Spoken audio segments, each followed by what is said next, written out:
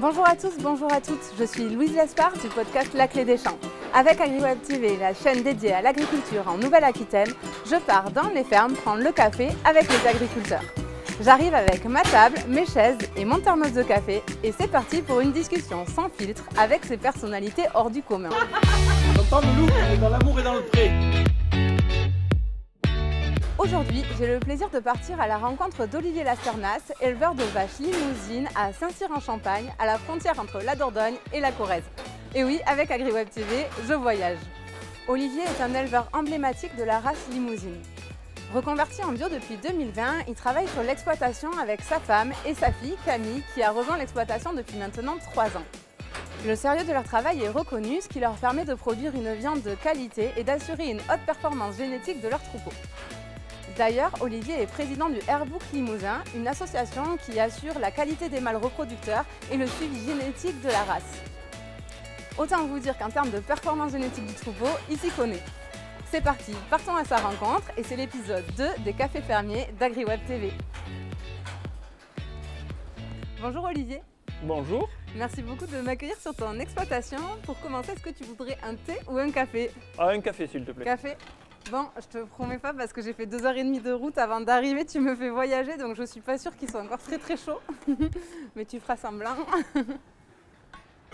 Merci. Hop. Moi je vais plutôt prendre un thé. À quelle heure tu prends ton café le matin? Ça dépend de notre emploi du temps. Je veux dire, quand l'emploi du temps hors de l'exploitation est relativement calme, c'est 7 heures.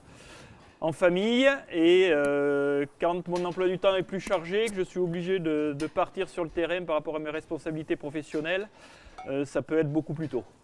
Et tu es dans quel état d'esprit quand tu le prends? Tu es plutôt du matin optimiste ou c'est un peu dur au démarrage? Je suis toujours optimiste. Et la caractéristique où tu me demandais une anecdote, c'est que au vu de mes filles et de ma femme, j'embraye le matin tout le temps trop, trop vite. À fond dès le départ. Même au petit déjeuner, je suis déjà dans la journée, quoi. Il ne faudrait pas qu'on soit le matin ensemble, alors je te confirme. On va démarrer par la première rubrique. Raconte-nous ta ferme. Alors l'exploitation, on est sur une exploitation familiale. On est 3 à travailler sur la structure. Je suis en GAEC, on est en GAEC entre époux avec Isabelle. Et on a un salarié à plein temps qui est en l'occurrence notre fille aînée Camille. Donc on travaille à 3 sur l'exploitation, sur une SAU aujourd'hui de 170 hectares. Pour un cheptel bovin d'une à peu près 110 mères limousines, plus toute la suite, donc en effectif moyen aux alentours de 350 animaux présents sur l'exploitation. Et un atelier qui est récent, qui date maintenant de 3 ans, d'engraissement de porc bio sur paille.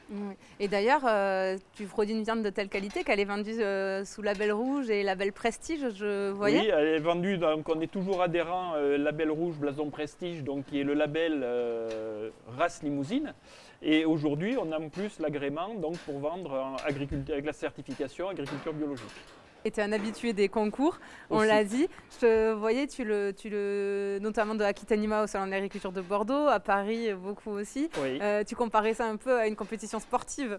Ah ben c'est exactement ça. Je veux dire, concourir à Paris là, cette année, quelque part c'est notre top 14, c'est notre Coupe du Monde ou Coupe européenne, je ne sais pas comment. Surtout que Paris c'est 40 places à Paris. Je te le disais tout à l'heure, 1 200 000 vaches limousines, 40 places à Paris, donc c'est... Il n'en restera plus qu'un, voilà. C'est Koh-Lanta. Et en plus, pour Paris, il y a des présélections. Donc ces présélections, elles se sont déroulées il y a une quinzaine de jours à Lubersac pour la partie berceau.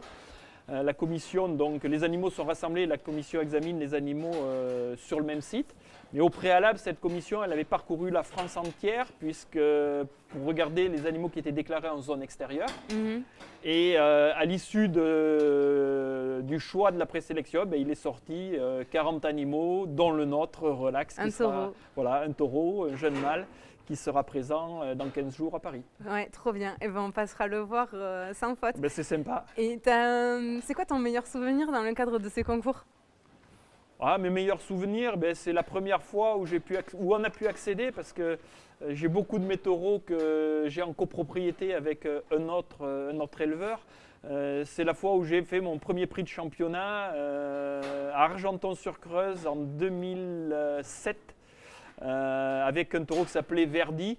Voilà, ça a été la première fois qu'on accédait à ce niveau-là et ça restera à tout jamais un souvenir ancré dans la famille. Le premier passage à Paris, la montée de la vache, je vois.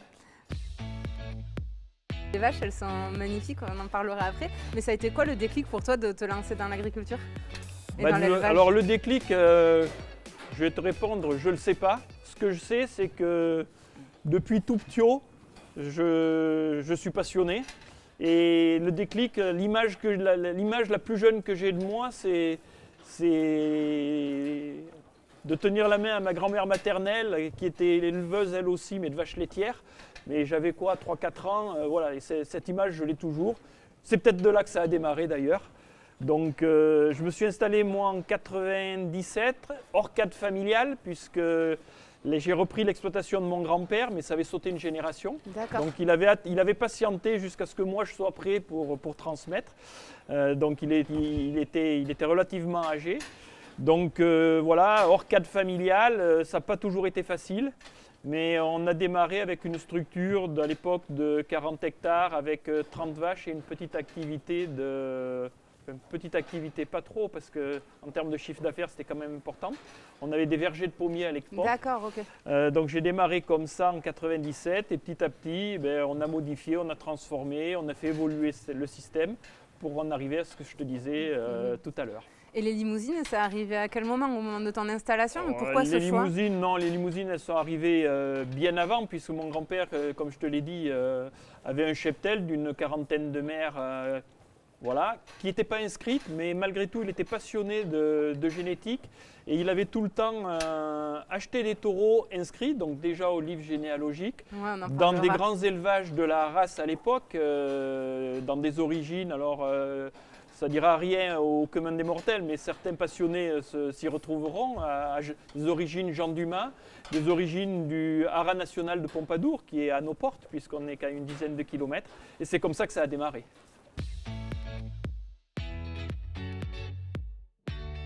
Parfait. Écoute, maintenant je te propose qu'on passe à la rubrique de la question qui pique.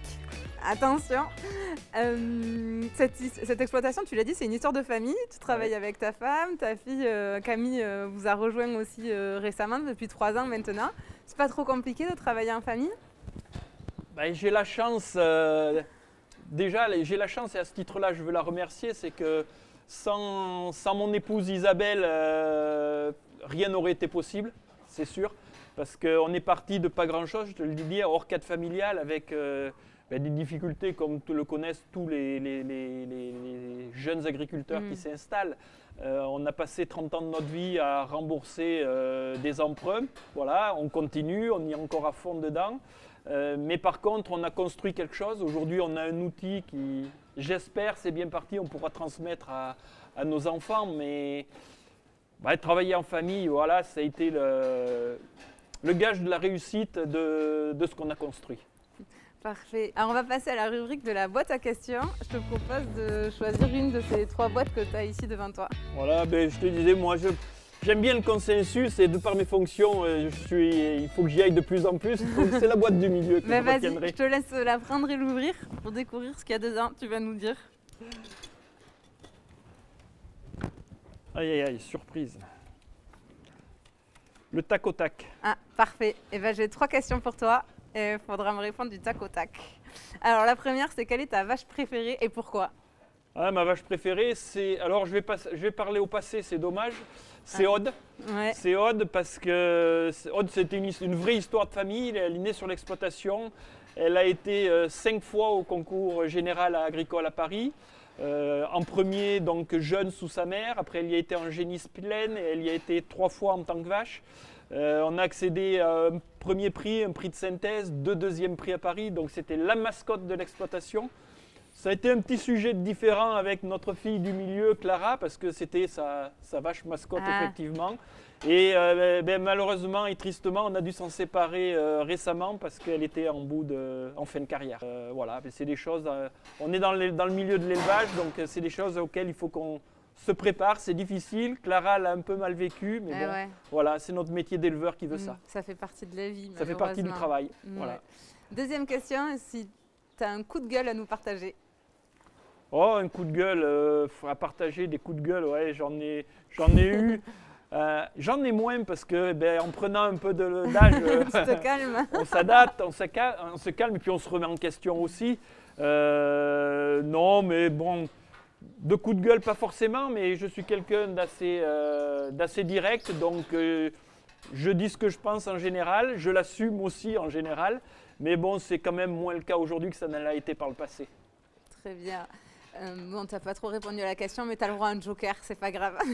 Et troisième question, si tu as un conseil à donner à un agriculteur qui s'installe ou à un éleveur qui s'installe. Un éleveur qui s'installe, déjà, voilà, la première des choses, c'est de vraiment y croire. Avant de s'installer, c'est de vraiment bien jalonner son parcours et d'être bien conscient de vers quoi il va en termes de travail, d'investissement, de responsabilité. Mais après, je dirais, c'est le plus beau métier du monde, notamment celui d'éleveur naisseur, parce que quelque part, on donne la vie. Donc, ouais, il faut y aller, il faut foncer. Et surtout, il ne faut jamais regarder derrière. Tout le temps, devant, devant, devant. Parfait, très bon conseil qui ne s'appliquera pas qu'aux éleveurs, je pense.